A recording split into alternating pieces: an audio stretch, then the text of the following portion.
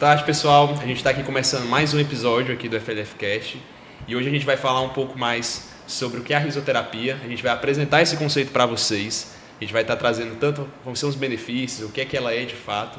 E para isso eu me chamo Pedro, né? A gente está hoje com uns convidados aqui muito especiais. A gente trouxe vários doutores aqui para vocês. A doutora Spilicucci, o doutor Elefante e o doutor Edifício. Aqui para estar podendo trazer para vocês um pouco mais sobre o que é a risoterapia, como é que ela funciona e todos os seus benefícios, certo? Aqui conosco a professora Elis, Euler e o Guilherme. O Euler e o Guilherme da UFC e a professora Elis, nossa contemporânea, nossa professora daqui, mais dentro de casa, para estar falando para vocês, tá certo? E para começar, Elis, você poderia falar para a gente um pouco mais sobre o que é a risoterapia, trazer uns conceitos, coisa que você vai se garantir falando? Vou tirar aqui o nariz, né, para a doutora Spilicucci ficar um pouquinho de lado, porque ela é muito espaçosa, capaz dela não me dar a voz. Então, queria agradecer o convite. Eu acho que é um espaço importante também para a gente poder conversar sobre esse lugar do riso, né? E antes de falar mesmo da experiência vivida de vocês, né, da experiência nos hospitais, eu acho interessante a gente falar também sobre o que é a palhaçoterapia, né, entender o que é esse movimento também dentro dos hospitais. E antes de tudo, a palhaçaria ela fala dessa arte do encontro, né? E de algum modo a gente também celebra isso quando estamos aqui falando sobre ela, né? E por que eu inicio falando um pouco sobre essa experiência da arte do encontro? Porque existe uma dimensão ética do riso que precisa ser contemplada, né, e que precisa ser respeitada também. Muitas vezes há uma associação do riso como esse lugar do sorriso que surge diante de uma experiência de falar do outro, né, de mangar do outro. Mas a ética do riso na palhaçaria, ela fala do lugar de contemplar o outro, né? De encontrar o outro e respeitar essa vida também que surge. Então, é um encontro de pessoas inicialmente, né? Antes de tentar fazê-la rir, eu primeiro encontro o outro da forma que ele é, da forma que ele se apresenta ali. E aí eu acho que é importante trazer isso, né? Assim, que primeiro existe uma dimensão ética desse riso, existe uma dimensão ética dessa palhaçaria que precisa ser respeitada, né? Show. Eu acho muito interessante quando você fala isso, porque é justamente isso que me abriu muitos olhos para a risoterapia. Eu conheci por meio de uma pessoa que passou por um procedimento no hospital e ela acabou sendo atendida pelos palhaços. Uhum. E ela falava que justamente isso, a quebra do paradigma do hospital. Então, assim, ela estava num local de sofrimento, onde a pessoa acha que é ruim. E eu acho muito interessante porque convém muito com aquilo que o Wellington Nogueira, dos Doutores da Alegria, ele fala. Ele disse que uma das primeiras experiências dele no hospital, a enfermeira, a médica, chegou para ele e disse: você sabia que o hospital não é lugar de palhaço? Aí ele vira para ela: você sabia que o hospital não é lugar de criança? Uhum. Então, assim, a partir desse momento, você tem essa dimensão de que a alegria por si só, né, e o palhaço por ser essa coisa mágica, né, essa coisa que é de outro mundo, praticamente, ela consegue trazer para aquela pessoa. Então, o riso ele tem uma de vera importância. Até a OMS vai falar, né, que o cuidado com a saúde ele é integral. Sim. Então, você vai estar cuidando de tudo isso. Então, eu acho muito interessante. E isso que despertou em mim muito essa vontade, já de conhecer um pouco de arte, né? E se a gente for pegar o juramento de Hipócrates, vai dizer que cuidar das pessoas é a arte de cuidar das pessoas, né? Então, a arte de cuidar das pessoas, juntou numa coisa só, já estava falando sobre isso. Sim. Então, eu acho muito interessante, né, essa questão de você ver o riso como algo além, né? A questão, a gente pode trazer a biologia, né? Falar de todos os... Nosso doutor aqui vai conseguir falar melhor de tudo aquilo que libera no nosso cérebro, de todos os benefícios, mas também na questão interna da pessoa, né? O que é que traz nesse processo. Uhum. E é muito interessante a humanização que a gente consegue desenvolver dentro de um hospital, tirar aquele local que há dentro da cabeça da pessoa, de ser um local de sofrimento, às vezes para ela ou para um acompanhante, e trazer, até para um profissional de saúde, querendo ou não, e trazer essa mudança, assim, essa alegria. E o riso ele vai trazer tudo isso para a pessoa, né? Não? E eu acho muito interessante nisso que você tocou, justamente por conta disso, da possibilidade que a gente tem de transformar realmente. E o riso ele transforma, né? Uhum. Sim. E até da gente pensar também que esse espaço do transformar-se em palhaço, né, de um palhaço hospitalar também, ocupa um lugar que é diferente dos outros palhaços que a gente conhece, né? Existem ali várias escolas, várias origens de cada palhaço, e a palhaçaria que surge ali para o hospital também tem uma função de cuidado, né? Não é só a função do riso por si só, né? Mas é uma função também de cuidado. E eu acho que esse compromisso ético, assim, aparece também na nossa fala, no nosso fazer, né? E o lugar do palhaço, ele surge inicialmente como um lugar também de transgressão, né? O palhaço, muitas vezes, ele traz, são as sutilezas, né? Às vezes é o escarro ali da sociedade, que muitas vezes é colocado de lado, né? Colocado como uma coisa desimportante. E o palhaço vai olhar para isso, né? É para as desimportâncias no dia a dia, a desimportância na vida das outras pessoas e valorizar, né? Sim. A gente vai olhar para a singularidade do outro e olhar essa delicadeza, essa sutileza também. Então, quando a gente vai fazendo esse resgate do lugar do palhaço, a gente vai vendo também que há uma importância social, né? Esse palhaço, ele surge também como uma forma quase que de protesto, né? Assim, como uma forma de encarar um lugar que precisa ser visto, né? Que precisa ser valorizado, que precisa ser identificado também. Show, perfeito. Muito interessante. Aí, passando aqui a nossa palavra para os nossos outros doutores que já não estão mais dentro do seu personagem, como é que é para vocês assim, esse contato também, né? O que é a risoterapia para vocês, até para conseguir explicar para quem está assistindo também? Bom, primeiramente, obrigado pelo convite, né? Me apresento de novo, sou o Guilherme, sou da psicologia, sou do 5º semestre, sou atual presidente do RISO. O que eu vou falar aqui para vocês é basicamente o que a gente fala nas nossas seleções, que o riso ele tem um papel muito fundamental, não só na risada, não só na palavra riso, mas justamente na humanização no hospital, que a gente acompanha no melhor dos hospitais ainda há desumanização. A criança, principalmente, ela ainda é tratada como ela acaba perdendo um pouco dos seus direitos. Então, nós chegarmos lá e prepararmos um ambiente que traga um pouco mais de direito, um pouco mais de dignidade àquela criança, a pessoa que está no hospital, né, o paciente, isso é o risco, isso é a palhaçoterapia, né, essa humanização. E eu gostei do que a professora falou, da questão de olhar para o que ninguém olha. E é exatamente isso que a gente faz, a gente olha para os detalhes. A gente olha para aquilo que ninguém está olhando. No hospital, o que olha se é o soro, o que é o remédio que a criança precisa tomar, etc, etc. A gente olha para os detalhes. A gente olha para aquilo que ninguém está olhando, ninguém está prestando atenção. E até é muito comum a gente ver algumas atitudes meio tipo assim, dos pacientes, né? Como assim? Como assim ele está falando disso? Ele está prestando atenção nessa parte que não estava sendo esperado, né? Então eu acho que isso que é a palhaçoterapia. O que é que você acha sobre isso? Boa tarde, boa noite, né? Mais uma vez, obrigado, né, pelo convite. Me apresentando novamente, meu nome é Euler, eu sou médico formado pela UFC. Fui presidente do RIS na gestão de 2022, né? Foi 2022, né, eu acho. E, bem, tudo que foi falado aqui realmente são todas as cartas realmente da risoterapia, né? É uma arte, é um processo de humanização, faz parte também de um processo, querendo ou não, de cura, né, do paciente que está ali internado. Para mim, eu gosto muito de falar que é muito bom rir. É muito legal. Eu particularmente sou uma pessoa que tem um riso muito frouxo. Eu tô olhando assim pra uma coisa, eu quero muito rir de alguma coisa. E eu percebo que isso faz bem, né? E é muito legal, é muito bacana transformar isso numa coisa que pode sim ajudar uma criança, às vezes não só necessariamente a criança, mas uma pessoa que está ali internada, que está num momento de sofrimento, a ressignificar esse momento e transformar nisso uma coisa, no mínimo, não tão desgastante quanto né?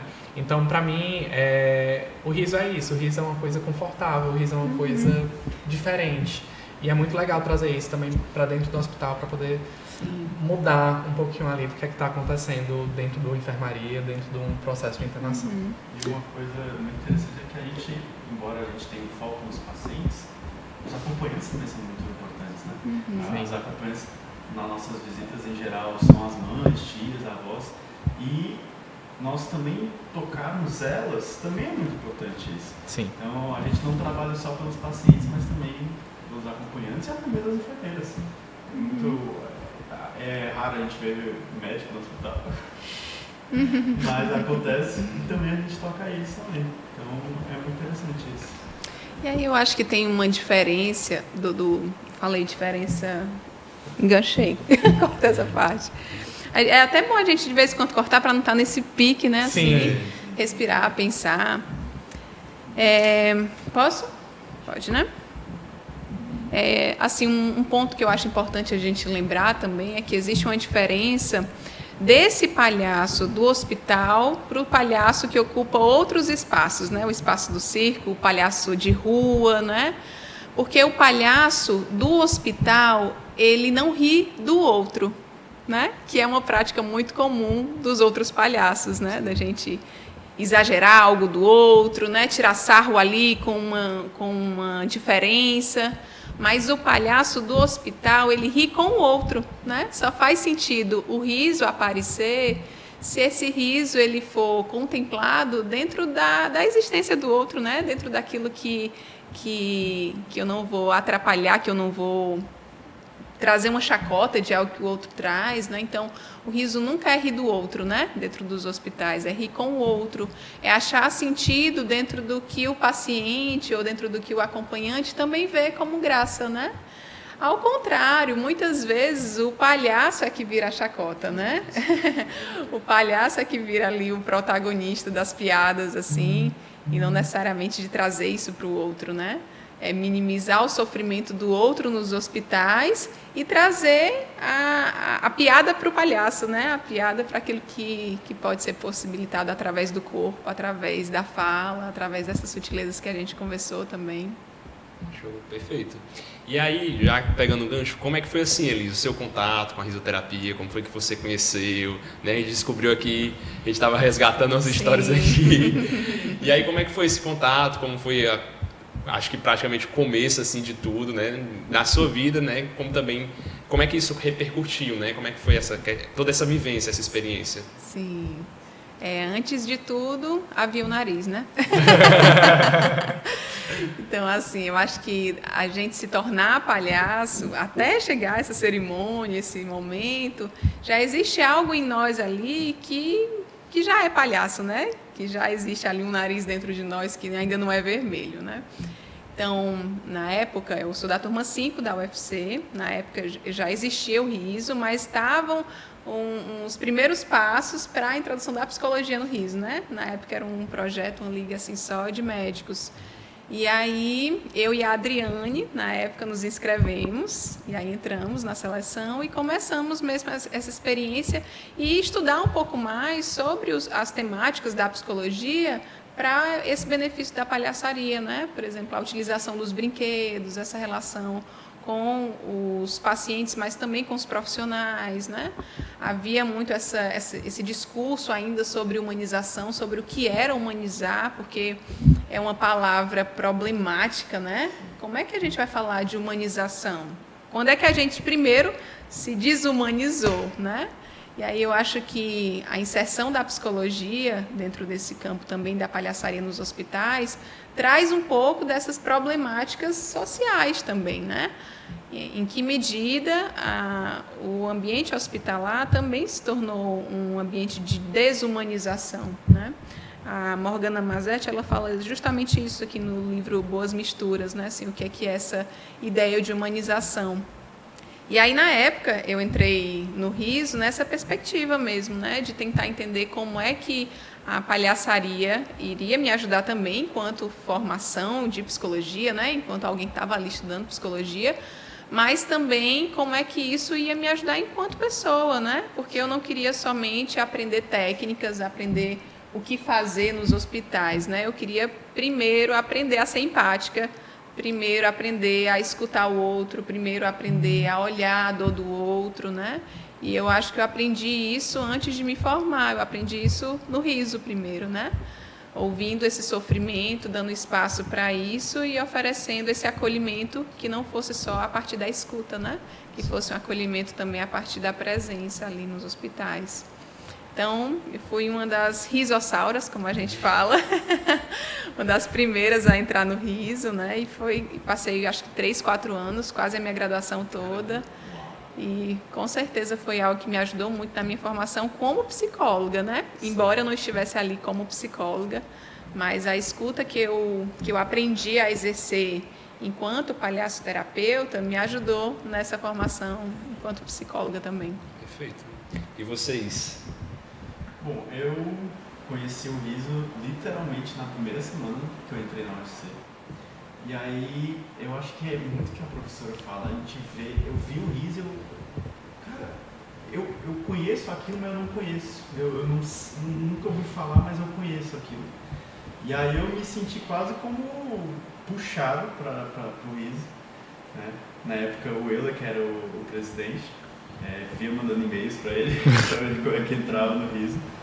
E aí, atualmente vai fazer 3 anos, agora no começo do ano, no começo do próximo ano que eu estou, esse ano como presidente.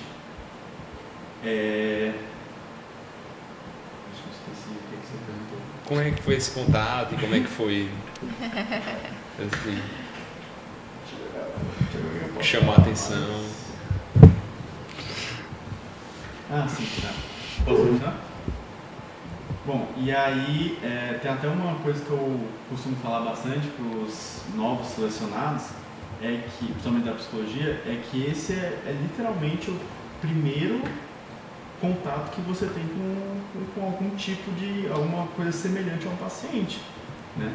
A gente, na nossa graduação, a gente tem até alguns estágios, mas eles são muito mais para frente no curso. E eu, no meu caso, desde o meu primeiro semestre, eu tenho contato com pessoas, eu tenho contato com a ideia de preciso formar um sistema empático dentro de mim, de conseguir lidar com uma pessoa. Entende? Então o riso, embora obviamente são situações diferentes, mas ele já, desde que você entra no riso, você tem essa formação sendo uma constante construção dentro de si, né? E então isso é que mais me pegou no riso. Ter um contato com pessoas, né? Que na graduação realmente demora bastante para isso acontecer.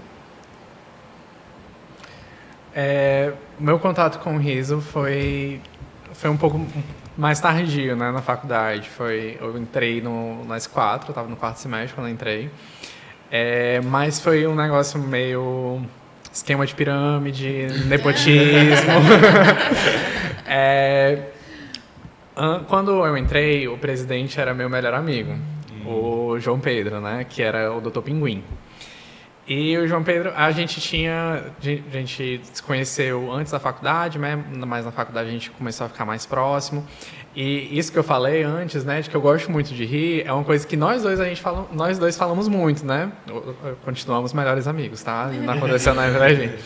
Nós dois falamos muito, a gente gosta muito de rir. E quando a gente foi se aproximando mais, a gente tirava uma piadinha com o outro, não sei o quê. E ele tinha entrado no riso antes mesmo de ele entrar na faculdade, né? Porque pelo processo ali do SISU, a gente entrou na faculdade só no 2º semestre, né? 2018.2. Ele entrou no riso no 2018.1, porque ele já tinha matrícula, ele já tinha tentado a seleção, então ele é do riso antes mesmo de ser da medicina, né? E ele virou presidente em 2020, e aí a gente só dava uma piadinha, ele tenta o riso, não. Ela é tanto riso, não é muito minha vibe. Eu sempre fui a professora comentou um negócio que ela já tinha o nariz, né? Eu não tinha, no meu caso, né? Eu sempre fui na escola, no ensino médio ali, uma pessoa assim mais tímida, muito mais para introvertido, aquele nerdzinho, né? E ela tenta o riso. Tá bom. 2020 eu tentei, né, o riso, e eu não tinha tido contato antes, né? Eu conhecia, de falar, Doutores da Alegria, né, essas coisas. Todo mundo tem, né, esse contato, mas eu não tinha essa ideia do que era o projeto, né? Eu só ouvi o João Pedro falar, vou visitar. Vai visitar quem? Né? E o primeiro contato realmente que eu tive foi quando eu estava estudando para a seleção, né? Porque tem uns materiais que a gente coloca, algumas pessoas não veem, né, mas eu vi. E tinha um podcast do Márcio Balas, e ele fala umas coisas assim sensacionais. Não vou lembrar exatamente o que ele falou, mas aquele primeiro contato que eu tive ali com ele falando sobre as experiências dele no hospital, as experiências dele com os pacientes, com as experiências difíceis também, me chamou a atenção, né? E aí, em 2020, fiz a seleção. Foi incrível, né? A seleção é um negócio assim secreto, né? Mas foi muito bacana. Foi a primeira experiência que eu tive, só que aí veio a pandemia, né? E eu acabei fazendo só a minha primeira visita de palhaço só lá no final de 2020, né? Eu entrei em março e aí eu segurei. Em novembro de 2020 é que eu realmente tive esse primeiro contato, né? E é um negócio assim sensacional, de você chegar lá no hospital, de você ver que as coisas conseguem ser daquela forma, que o palhaço consegue fazer aquilo ali. Então, o meu primeiro contato foi bem diferente, foi num estilo assim meio realmente sendo puxado, né? Então, o riso me escolheu, será? Acho que... Eu acho interessante que todo mundo tocou no tópico de você ser moldado, né? Eu acho que acontece muito isso, né? Por exemplo, tanto o Guilherme quanto a professora Elis falam da questão de você ter esse contato com o paciente, né? Você ter esse primeiro contato, que às vezes é antes mesmo do que a própria faculdade pela grade ela lhe entrega. Então você acaba aprendendo a ter uma visão. Eu também vi esse podcast do Márcio Balas, ele diz, você tem uma visão holística ali com o paciente, coisa que às vezes ele é visto só como um número. Às vezes ele é só visto como prontuário, o número da maca. E ali você vê uma pessoa e você vê ela no todo. Você vê o brinquedo que está em cima da cama dele, você vê com quem ele está acompanhado, qual a expressão dele quando você entra no quarto. Então eu acho muito interessante a oportunidade que quem participa de um projeto como esse, de você conseguir realmente olhar para o paciente, para aquela pessoa e ver uma pessoa ali dentro. E você conseguir fazer algo assim que talvez ele nunca esperar encontrar ali dentro. E aí é onde a gente já vai tocar na próxima pergunta, assim, o que é que mudou em vocês depois do riso? Assim, como foi a experiência? Beleza, eu comecei assim, depois eu despertei isso. Já tinha o nariz de palhaço, outro já não tinha o nariz. Mas assim, o que foi que mudou na Elis, no meu, no Guilherme? É uma pergunta muito complexa. Essa aí foi difícil. Leva pra terapia essa. Mas assim, parece simples, né, essa resposta, mas eu acho que não foi exatamente o que mudou, mas foi o que eu resgatei, sabe? Quando eu me tornei adulta, eu ficava... Na verdade, eu já sofria isso criança, né? Eu pensava, meu Deus, eu vou ficar adulta um dia. Como é que eu faço para adiar isso, né? Como é que eu faço para aproveitar a minha infância? E aí, virei adulta, tive que assumir responsabilidades, né? Tive que fazer faculdade, parar de brincar... E aí eu acho que o riso, ele fez com que eu resgatasse um pouco disso, sabe? Porque eu não preciso abandonar, deixar ali no passado, escondida a minha criança. E eu acho que isso eu fui resgatando no riso, mas foi um aprendizado que eu levei e levo até hoje, né? Que muita coisa da Elis adulta, da Elis professora, da Elis psicóloga, ela precisa ser encontrada, reconciliada, encontrar sentido a partir da Elis criança, né? E o nosso primeiro contato com o palhaço é na infância, né? Às vezes não é tão bom. Tem muita gente que tem fobia a palhaço, né? Mas tem a ver com essa fantasia também que a gente vai criando, né? Assim, o quanto que o palhaço, ele desperta em nós também esse lugar da criança que nós fomos, né? E eu acho que é isso, assim, que o riso resgatou e que eu levo até hoje, sabe? Assim, o quanto que eu preciso... dar espaço para a Elis criança também aparecer na minha vida e, inclusive, de dar as respostas que eu preciso enquanto adulta, né? Tem muita coisa na minha vida hoje, enquanto adulta, que eu consigo responder a partir dos sonhos que a Elis criança teve, né? E a doutora Spilicucci, ela fez muito isso, assim, a doutora Spilicucci, ela me permitiu ser boba, né? A doutora Spilicucci me permitiu perder muitas vezes, me permitiu cair, me permitiu usar uma peruca totalmente estranha, que é um lugar que muitas vezes é desassociado, né, da figura do psicólogo, que tem que ser sério, que tem que ser responsável, que tem que estar ali nos trinques, né? E ao contrário, assim, muitas vezes na terapia, na clínica, eu precisei foi sentar no chão com o paciente, né? Escolher a brincadeira mais louca que a criança estava disponível, né? Então, assim, eu acho que a palhaça Spilicucci, ela me permitiu ser uma terapeuta, né? Ser uma psicóloga muito mais leve hoje, né? Eu acho que eu encontro muitas respostas nela também. Salve de palmas. E é porque a pergunta era difícil. Vou tentar responder, mas eu acho que o Riso deu vários ensinamentos para mim, né? Eu acho que dá vários ensinamentos para todo mundo. Mas um pouco do que a professora falou, que ele me permitiu perceber que a gente não precisa ser sério toda hora. Não precisa estar sério em todos os momentos. E, inclusive, em momentos difíceis, ainda existe a possibilidade de a gente rir um pouco.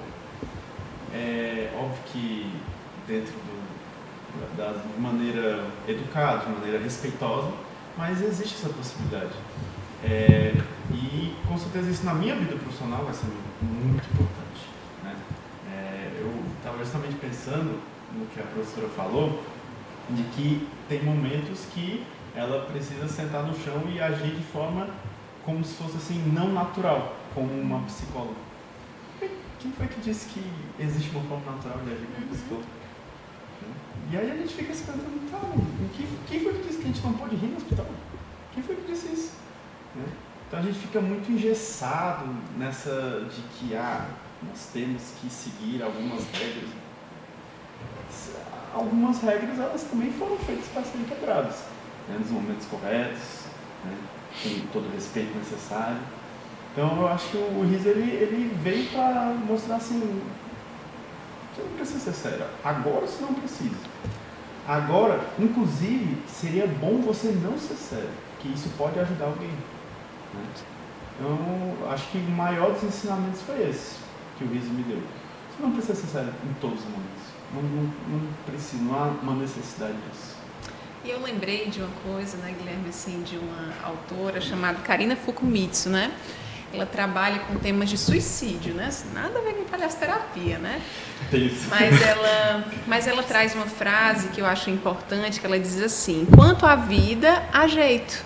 E aí a gente pensa nessa contradição de ter um palhaço no hospital, né? Um palhaço no lugar onde as pessoas estão doentes, que as pessoas morrem, né? Sim. Então, assim, qual a função desse palhaço, né? Fazer rir dentro de um lugar de dor, dentro de um lugar de sofrimento, né? E aí eu acho que a frase da Karina, ela traz muito isso, sabe? Esse lugar, esse olhar quase que de esperança, né? Enquanto tem vida, tem jeito, né? Enquanto tem vida, tem espaço para eu achar sentido. Enquanto tem vida, tem espaço para sorrir, né? E tem espaço até para eu sorrir e depois encontrar de novo meu sofrimento e depois encontrar de novo esse motivo, esse sentido para sorrir de novo, né? A vida tem muito desse lugar da impermanência. Então, o palhaço também acessa isso, né? Da gente poder viver os instantes, ou viver o aqui e agora, né? Aquilo que está acontecendo naquele momento. E se esquecer, assim, de um diagnóstico, de tudo aquilo, de uma possibilidade de algo estar errado, de dar certo. É bem logoterapeuta, né? De comentário. E também de ver um pouco da nossa loucura. Sim. Que todo mundo tem um pouquinho de loucura. E essa talvez até seja a parte mais legal dos seres humanos, né? Todo mundo tem um pouquinho de loucura. E só que a sociedade ela fala para você reprimir essa loucura o máximo possível. Por que não soltar ela, né? E viver um pouquinho dela. Se todo mundo soltasse um pouquinho dessa loucura, não seria todo mundo mais feliz? Será? Tem uma frase, inclusive, nesse livro do Palhaço Psicanalista, que o Christian Dunker, que ele é palhaço, né? E o Cláudio não sei se vocês conhecem, né? É um psicanalista, o Christian Dunker, e o Cláudio Tebas é um palhaço. E aí ele fala exatamente isso no capítulo que ele traz sobre a escuta, assim, que de palhaço todo mundo tem um pouco, né? De palhaço e louco todo mundo tem um pouco, né?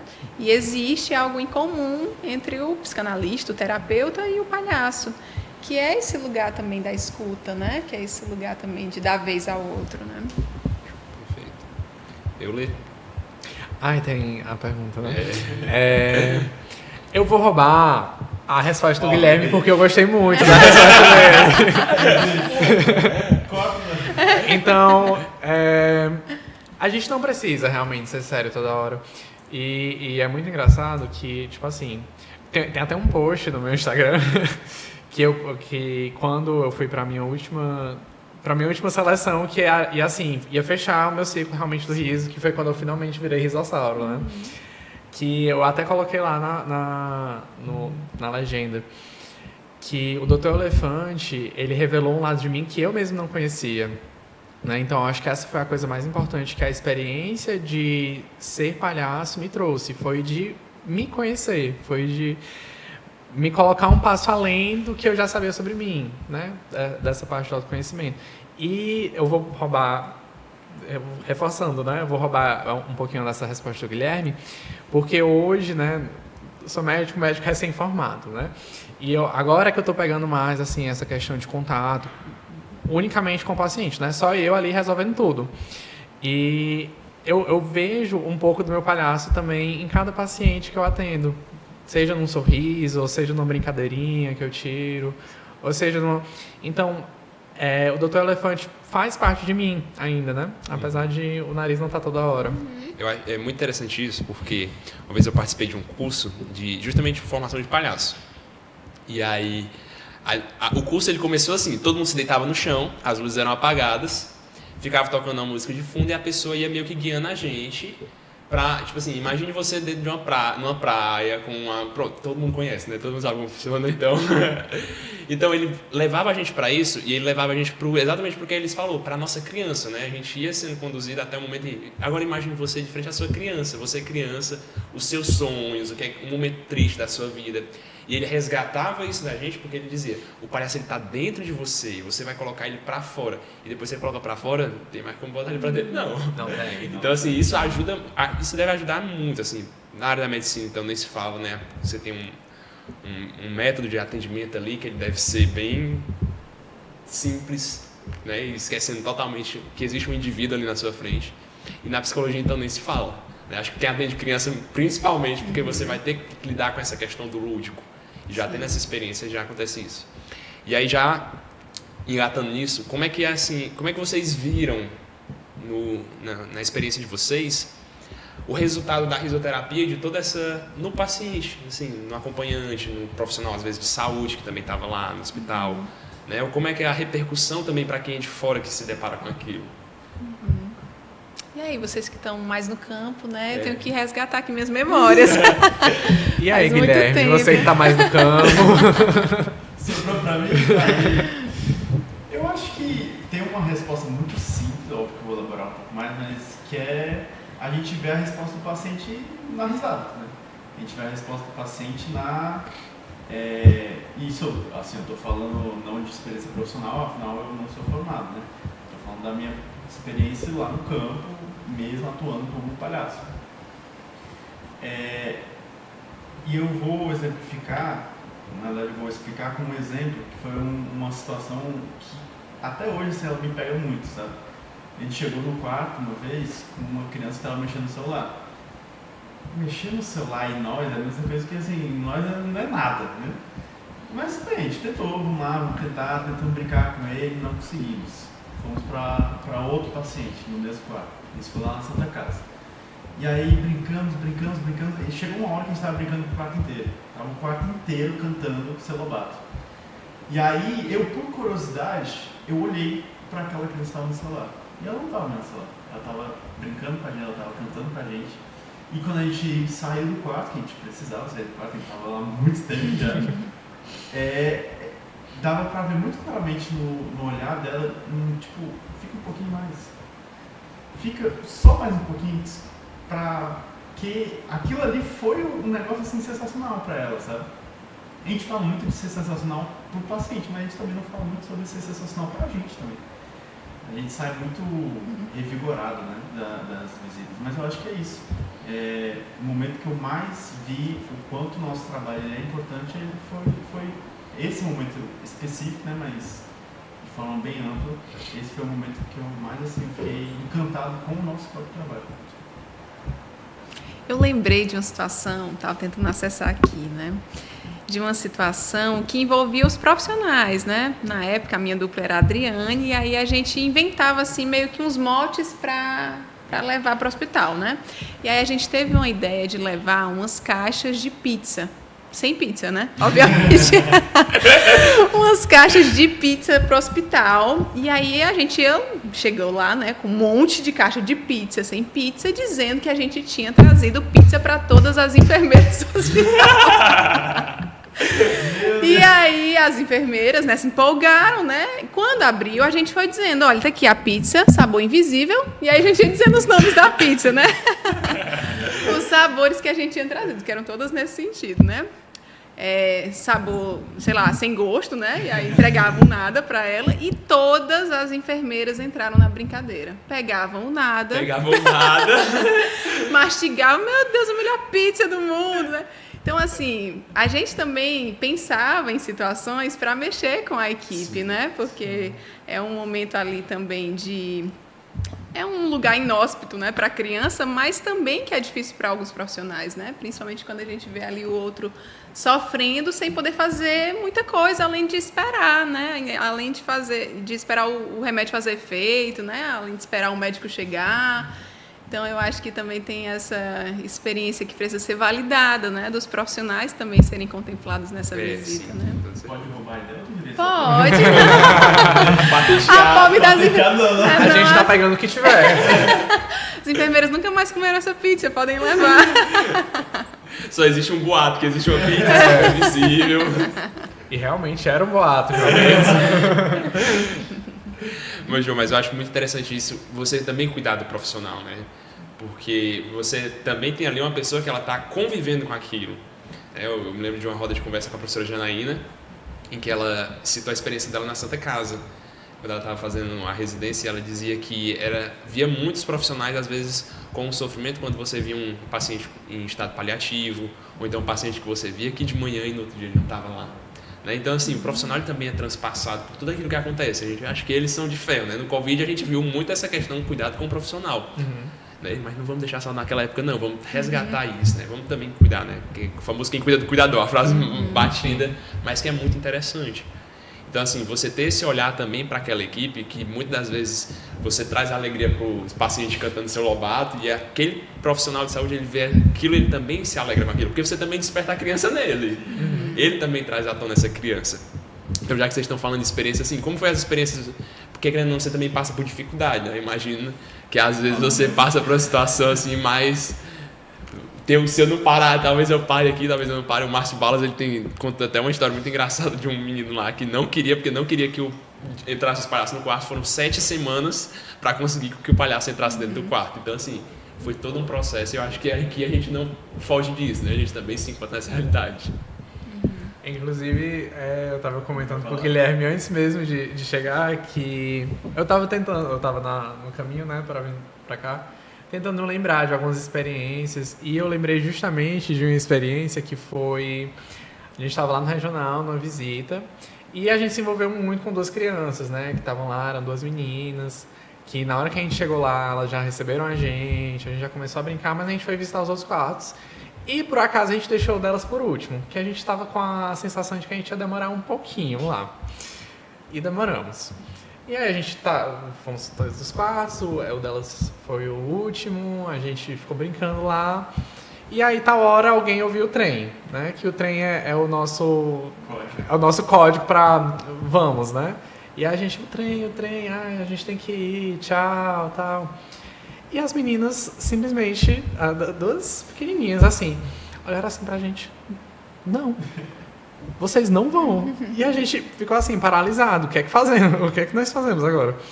Elas fecharam a porta do quarto. Elas fizeram uma corrente de força, assim, as 2. Elas fizeram uma corrente, assim, de força. E eu olhando pra todo mundo, o que é que a gente vai fazer agora? Como é que a gente vai sair dessa situação? A gente vai perder o trem. E a gente tentando insistir com elas.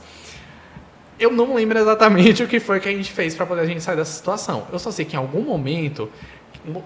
Uma delas estava desapercebida, eu fui pra trás, eu abri a porta, bora, gente. E todo mundo saiu correndo. E quando a gente estava lá no final do corredor do regional, e elas estavam correndo atrás da gente também. Que bom que a enfermeira foi buscar elas, né? Mas essa foi uma das situações, assim, que a gente realmente fica meio sem saber o que fazer. Porque a gente não pode ter o tato, assim, de simplesmente sair do personagem e brigar com a criança. Não, agora nós estamos saindo. A gente não pode fazer isso, tá? A gente realmente tem que ir de uma forma ali mais suave, a gente tem que tentar conversar com elas, tentar convencer, ou fazer uma brincadeira a mais até se cansar, né? Então a gente tem que tentar muito manejar essas situações. Até porque você não pode quebrar aquilo, né? Imagina assim, a criança ou o paciente no geral, você cria toda uma expectativa, todo aquele negócio, pá, quebrou. Não, você não pode mais segurar a porta. Justamente. Mas realmente tem algumas situações realmente que são mais complicadas, que como essa que a gente bem fez, nós fugimos, né? Não tinha outra opção, não tinha outra saída. Sendo feito de reféns, né? Então... Justamente, eu conto essa situação de que era o cárcere privado. Nós estávamos de refém ali. A gente não pode deixar a fantasia quebrar. Ser quebrada. Então, já aconteceu assim, casos muito complicados, assim, eu não vou contar exatamente a história porque é meio triste, mas a gente já, por exemplo, já foi ameaçado de um pai bater na gente, né? Porque às vezes o pai ele não entende qual é o nosso papel ali.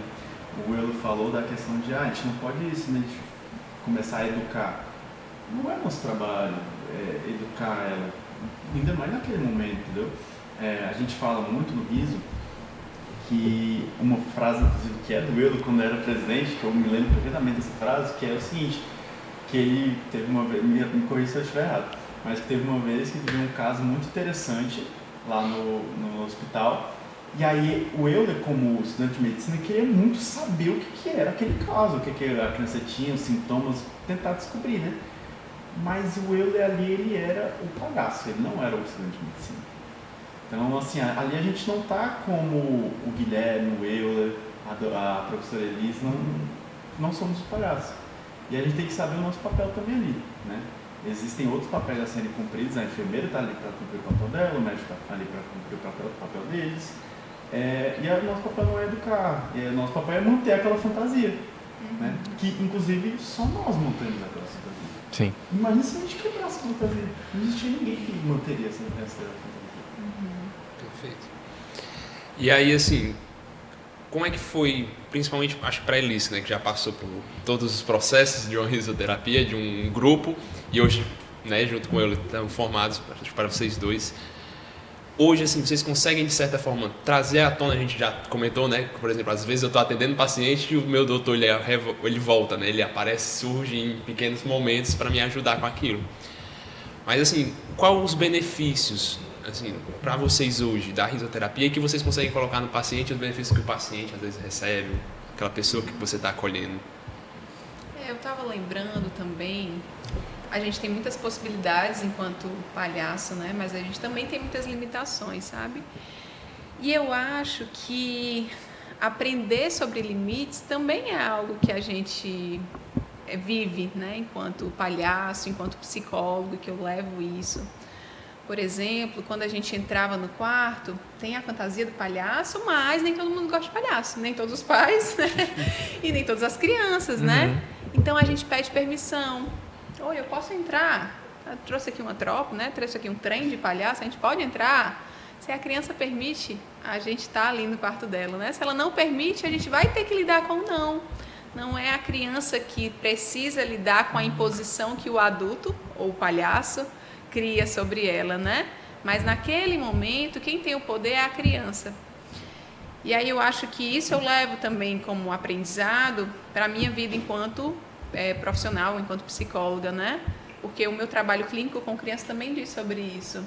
Na clínica com crianças, é a criança que tem poder sobre a própria vida, né? Tem poder sobre as próprias decisões, sobre o que é melhor para ela. Eu vou escutar os pais, mas eu vou escutar a criança, né? Ela também vai dizer sobre como é que deve acontecer o processo dela na clínica. Então, eu acho que o campo do limite também é um ponto importante para a gente lembrar, né? Assim, como aprendizado. Não sei se eu te respondi. Respondi. Uma coisa muito importante de lembrar é que a nossa entrada no quarto é literalmente a única coisa que a criança manda dentro do hospital. Ela não tem direito se ela vai tomar ou não a injeção. Ela não tem direito se vai tomar ou não o remédio. Não tem direito nem se quer almoçar ou se não quer. Ela tem que comer porque ela precisa se nutrir e tal. Então, a nossa pergunta, podemos entrar, é literalmente a única pergunta que é feita para ela dentro do hospital. E a única ela pode dizer não. A gente, claro que sempre tenta um pouquinho mais, ela dizer não. Se o não for absoluto, Não tem mais. sinto muito. É. Tchau. É isso. E a gente tem que aprender a lidar com esse não, né? E vai muito para nossa profissão também, como profissional de saúde, de a gente ter que lidar também com os não dos pacientes, seja criança, seja adolescente, seja adulto, de que às vezes ele não quer aquilo e realmente a gente tem que respeitar a decisão dele. Eu acho que essa parte de a gente ter essa pergunta é muito importante, essa pergunta de, eu posso entrar no quarto, eu posso brincar com você, eu posso fazer isso aqui, de a criança dizer se sim ou não, isso é muito importante, é extremamente importante. Como o Guilherme falou, é a única pergunta dentro do hospital que a criança pode falar não. E isso vai para a nossa profissão também, de a gente, estou montando um plano terapêutico aqui para o paciente. Inclusive um caso da vida real que eu peguei semana passada, um paciente com um diagnóstico de câncer, que ele não quer saber sobre o diagnóstico, que ele não quer tratar. Tudo bem, não vou conversar sobre isso com ele, não vou, claro, encaminho, né, para um atendimento especializado, mas ele está no direito dele, né, ele pode escolher isso. Então isso se estende, né, também dentro da nossa profissão, essas pequenas coisas, esses pequenos detalhes que a gente aprende. É muito importante porque isso é uma... Só que não estava pensando que eu tenho que tremer. Tá muito Existe também Pode continuar? Existe também a questão que eu tinha colocado aqui, era das habilidades, né? A gente acabou comentando sobre o processo de formação do palhaço, mas assim, as habilidades que é necessário você ter, como vocês bem colocaram, você tem um espaço limitado de um quarto, né? E esse espaço ele não é somente físico, ele vai muito mais além do que realmente só aquela porta. Ele transpassa toda que está lá dentro, né? As pessoas que estão lá dentro, tanto o paciente como o acompanhante. E que você precisa ter essa noção dessas habilidades que você precisa ter para lidar, né? Que não é só fazer rir, a habilidade de ser palhaço, de fazer palhaçaria. Sim. Mas é a habilidade realmente de eu lidar com aquela pessoa, lidar com aquela situação, ter uma certa inteligência emocional ali de como aquilo, né? Porque querendo ou não, você vai ser transpassado muitas vezes por uma situação de uma pessoa que está ali na sua frente, que é parecida com alguém que você conhece, com a realidade que você já passou. Então isso acaba com que você tem que, acho que da mesma forma que na terapia, você não deve ser totalmente transpassado ao ponto de lhe impossibilitar de atender aquela pessoa, de acolher ela. Mas assim, são essas habilidades que eu acho interessante a gente reforçar para quem tem interesse, né? Que é preciso haver essa capacidade, né? De eu entender que ali pode ser a única oportunidade que eu tenha de levar aquilo para aquela pessoa, né? Levar um riso, levar a oportunidade dela de abrir a mente, o olhar dela para isso. Transmitir todo esse ambiente que eu acho que o projeto Riso na UFC de vocês, todas as gerações, tem como ideal, né? Então, assim, é isso que eu acho muito interessante, que existem coisas, como a Alice falou, que o palhaço do hospital tem, que o palhaço da rua não vai ter, que o palhaço do circo não vai ter e vice-versa. Então, é necessário a gente ter essa dimensão de que esse palhaço que a gente propõe para estar dentro do hospital, ele é um palhaço totalmente diferente, em que o objetivo dele é realmente fazer isso, fazer da melhor maneira possível, ter dar certeza que pode ser a última oportunidade que você tem de fazer aquilo com aquela pessoa. Então você tem que respeitar, você tem que delimitar, você tem que deixar ela escolher, né? Eu acho que é o tópico de a única coisa que a criança pode escolher naquele momento é a única coisa que ela pode escolher se a gente entra ou não. Então é muito interessante a gente reforçar isso. Até pra gente não, né, como a gente vai revoltando mais uma vez para esse comentário, a gente não vê somente como um prontuário, somente como uma máquina do hospital. E aí, o que é que vocês dizem sobre isso? As habilidades, as capacidades, até no processo mesmo de formação, né? De vocês aprendem. Aquilo que a gente tocou superficialmente, não é questão da empatia, do respeito, respeitar o próximo, respeitar que tem brincadeiras que pra gente pode ser muito engraçada, mas se não estiver sendo engraçado pro outro, por que continuar? Né? A gente tem brincadeiras que até a gente faz entre nós, né? A gente não faz só brincadeira com os pacientes, nós fazemos brincadeiras com nós mesmos também. E algumas deles não entendem. Claro que, desde que fique no plano, não entendi, mas tá tudo bem, né? Respeito, eles nos respeitam e a gente respeita eles, ok, a gente continua fazendo brincadeira entre a gente. Mas se for uma brincadeira que desrespeitar eles, ou então que eles entendem como desrespeitoso, né? Eu me lembro de uma vez, de uma visita, que a gente às vezes faz brincadeira com a cidade da pessoa. Ah, tem a cidade de Morrinhos, tá aquele lá que tem umas serras pequenininhas, né?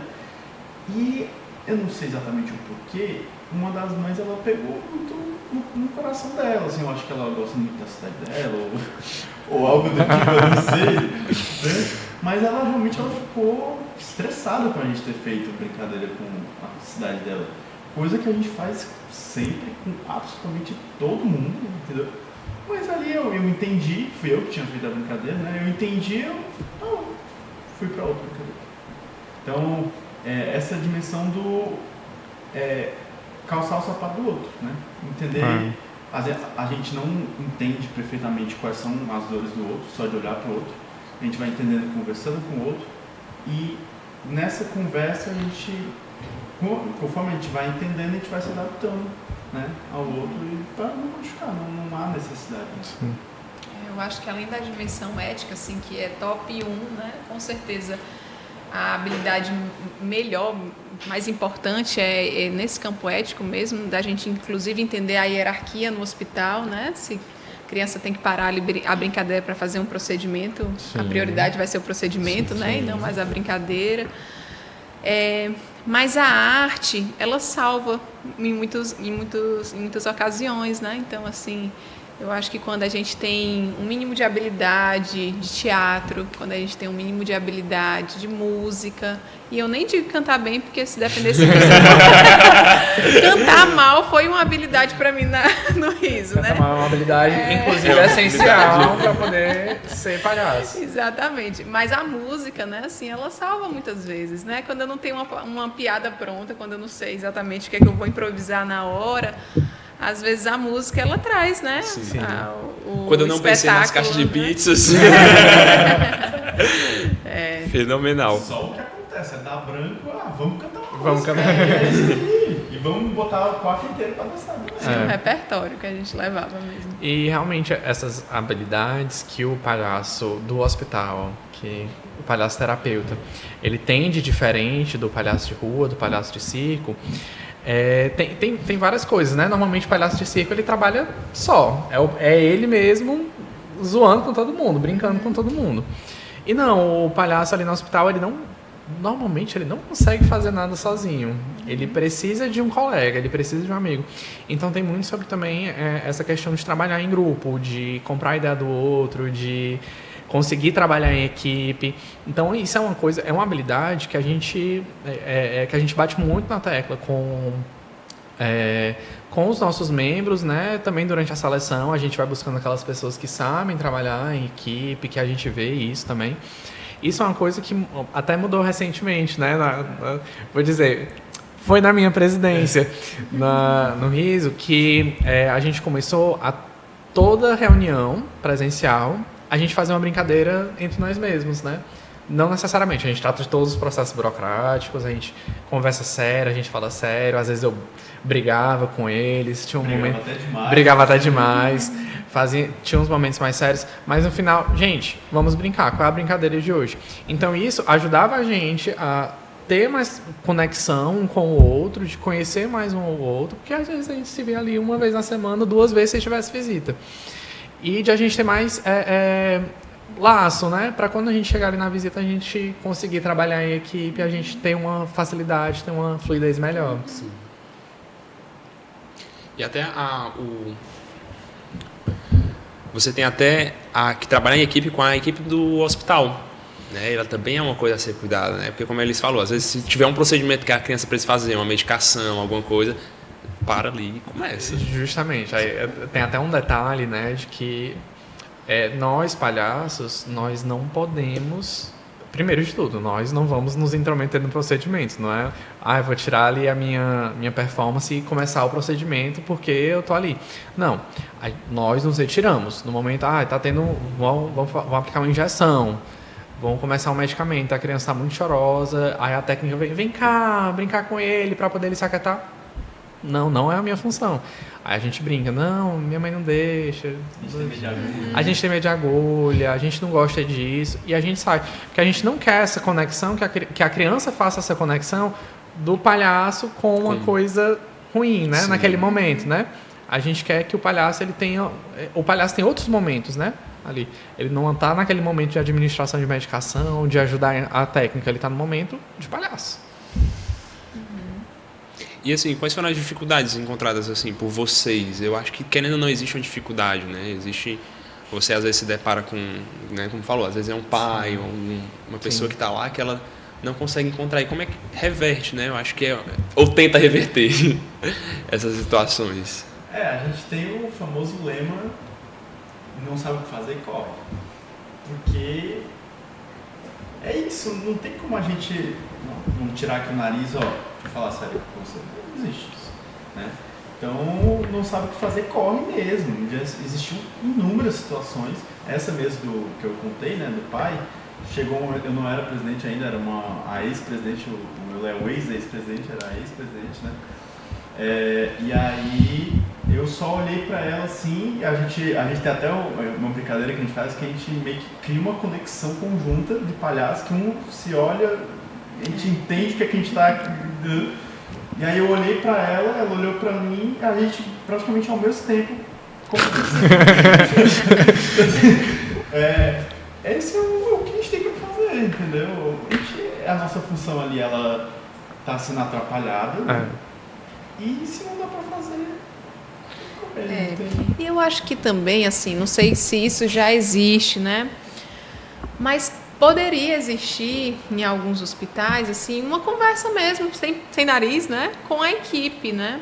Assim, eu sei que em hospitais maiores, Fortaleza, São Paulo, isso já existe, né? Mas, assim, meio que traçar uma estratégia com a equipe de até onde a gente pode ir, de como é que a gente pode ajudar, né? Assim, em que momento é mais propício às visitas, fazer ali um calendário, um cronograma, né?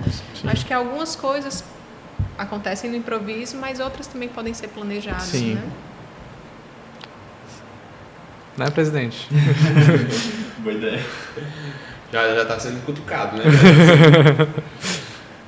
Pois então, acho que mais isso. Alguém tem mais alguma coisa que eu queria falar?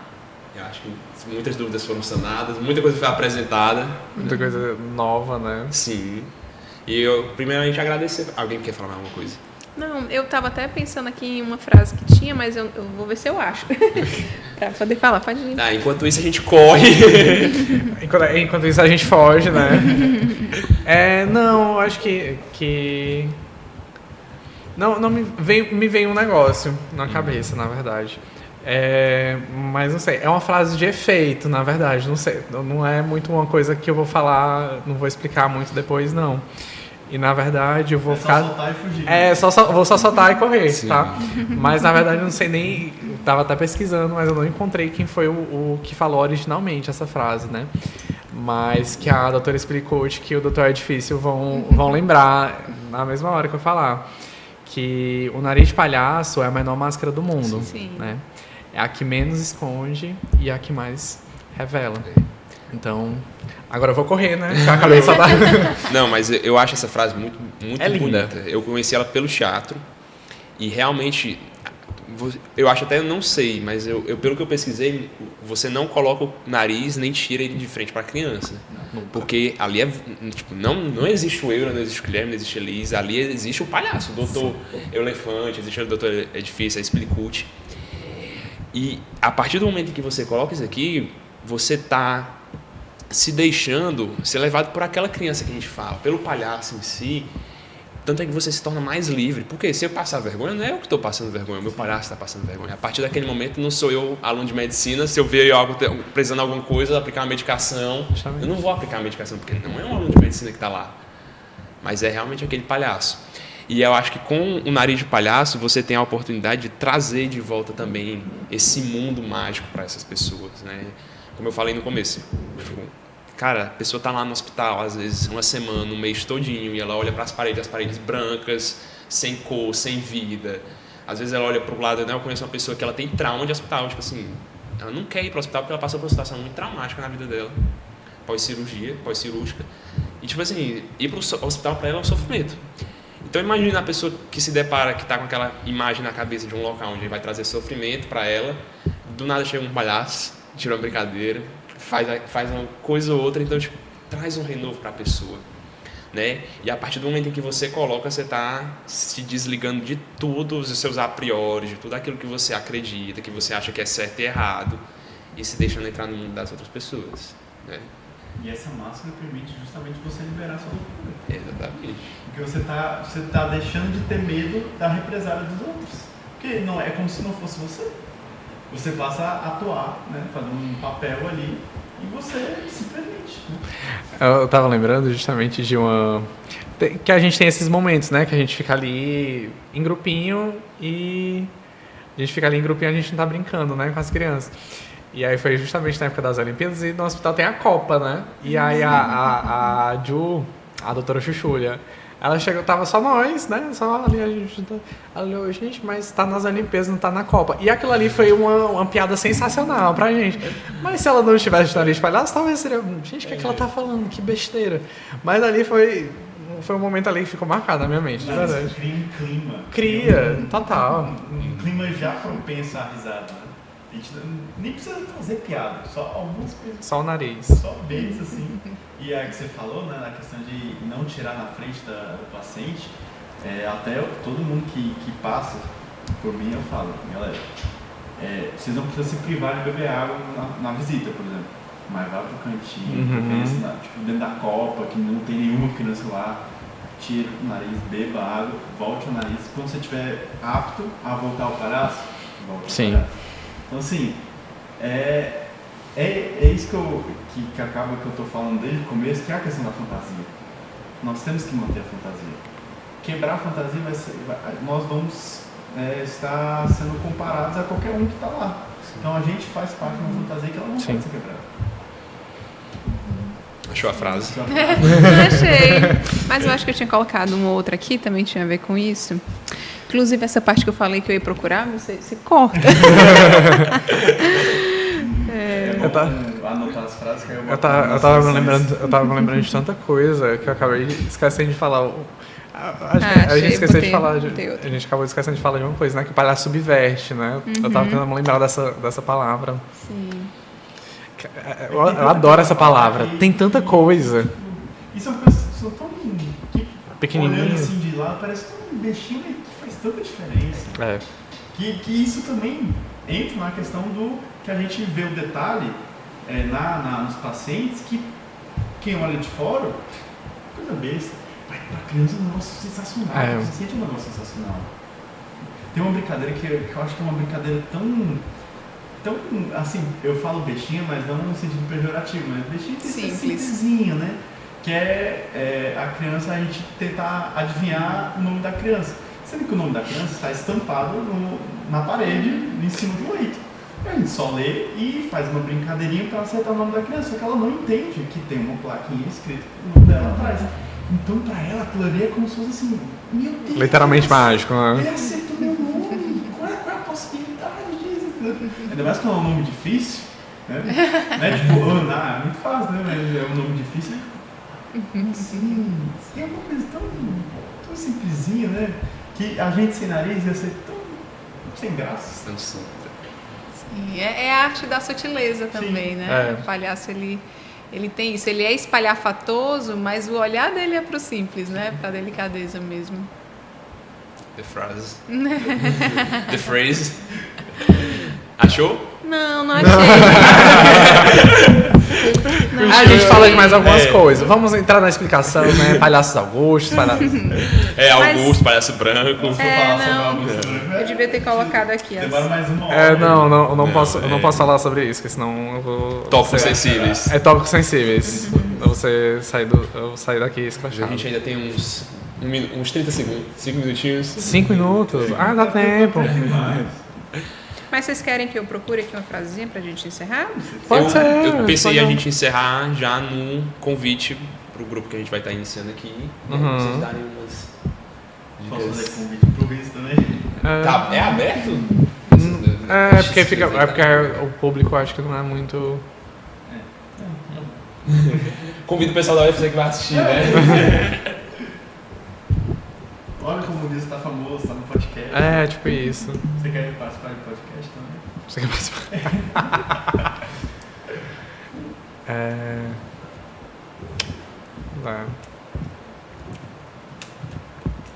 Tem uma hora que a pessoa tava falando que eu ia falar do palhaço Augusto, mas aí perdi o timing. Quando ela falou Do palhaço que vem a piada, né, pra você. Aí eu acho engraçado, né, que todo mundo que entra em projeto de palhaço terapia, que entra em projeto de palhaço, tipo, eu vou ser Augusto, porque o único possível é ser Augusto, porque o branco ele é muito... Eu sou totalmente branco. Ele é muito rude. Sério? Não tem cara. Mas é porque as pessoas gostam muito de fazer Augusto. É, justamente. E eu venho de companhia de teatro, então, tipo assim, tinha que ter um branco. Tem que ter um branco. Tem que ter um branco. Aí, tipo assim, quem é que vai fazer? Tem alguém que tem que fazer. Eu não vou dizer que eu sou totalmente branco, porque muitas vezes eu fui feito de Augusto, né? Mas o meu palhaço se sente muito confortável sendo branco. E não é errado, né? Porque aí, quando a gente entra, a gente tem essa ideia, gente, o branco é um palhaço muito ruim, é uma pessoa horrível. E eu tinha essa ideia quando eu entrei.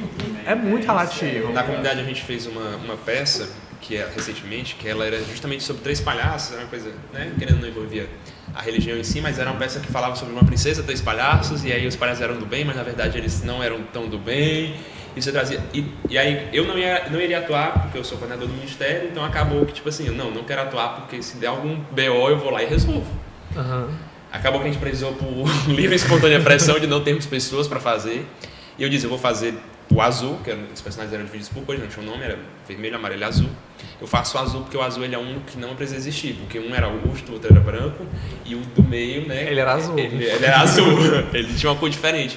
Então, tipo assim, a gente tendo essa noção de teórica, ela ajuda muito também na prática, assim, para quem, principalmente quem quer ir para o hospital. Você ter 2 Augustos não rola, às vezes ter 2 brancos ali não vai rolar a mesma situação interessante para a criança. Mas é isso que eu falei, como é relativo, também eu não sei, eu acho que eu me encaixo mais pro branco, mas eu consigo me lembrar de inúmeras vezes que eu fui Augusto, entendeu? E é como eu falo, né? Tem palhaços que são mais brancos ainda que fazem o eu virar Augusto. Então é também muito relativo com quem que você está lidando. Pois vamos lá, finalizando. Agora eu vou ter que pensar no jeito de finalizar, né? Não chegou isso. Novidade pra mim. Todo esse podcast que a gente fez, toda essa conversa, né? Muito, muito boa, muito produtiva. Acho que deu para trocar muitas ideias, né? A gente conseguiu aproveitar bastante. Ela também vai servir como um convite, né, para todos os alunos aqui dos cursos da área da saúde da Faculdade Luciano Feijão. Acho que vocês já viram em alguns Instagrams, mas a gente já está divulgando um grupo futuro de risoterapia aqui, que a gente já está montando, que a gente está contando muito com apoio, ele está bem aberto, assim, então se você tiver interesse, né, você pode estar vindo agregar com a gente já está com algumas ideias, uns projetos para colocar em prática, e fica esse convite aberto para todos vocês que tiverem interesse, né, e aí a pergunta final para vocês é o que é que vocês dariam de dicas para quem quer participar de um grupo de risoterapia, para quem quer começar, de fato, tudo isso. Você é o mais experiente aqui. O que é que você dá de dica, Guilherme? Nossa, caramba, pergunta difícil. Para quem está entrando no projeto de risoterapia? Sim, para quem quer entrar. Eu acho que a dica que eu daria é entender que você não está entrando para dar risada, você está entrando existe um motivo maior naquilo, né? Eu acho que esse que é basicamente o que eu diria.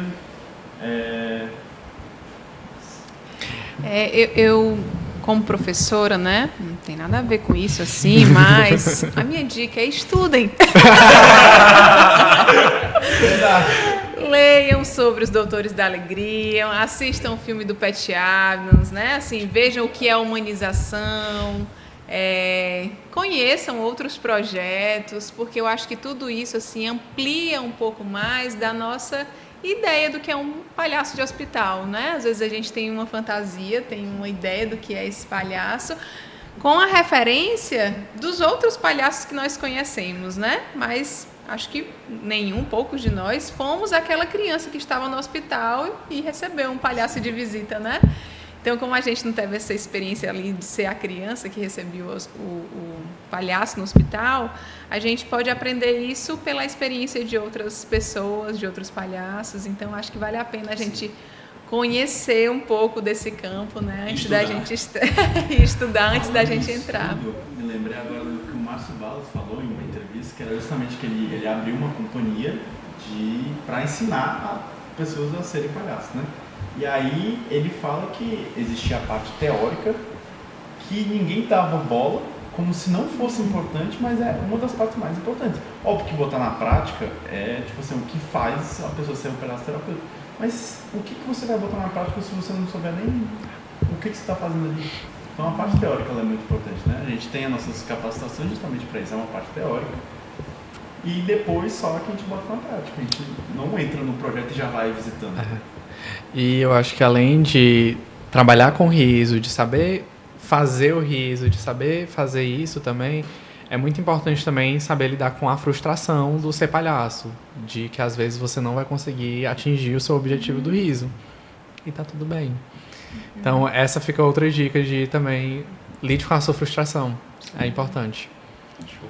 Pois a gente vai encerrando. Agradecer vocês de todo o coração, né? De todo narizes também, pela presença, certo? A Elis, professora, né?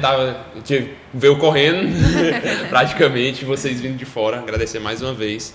E fica aberto também esse convite para todos vocês que tiverem interesse, certo? Desde já, quem for da UFC também que estiver assistindo. Por favor. Tá certo, mas muito obrigado a todos vocês também que estão assistindo. Mais uma vez, obrigado pra vocês, tá ok? Tchau, tchau, pessoal.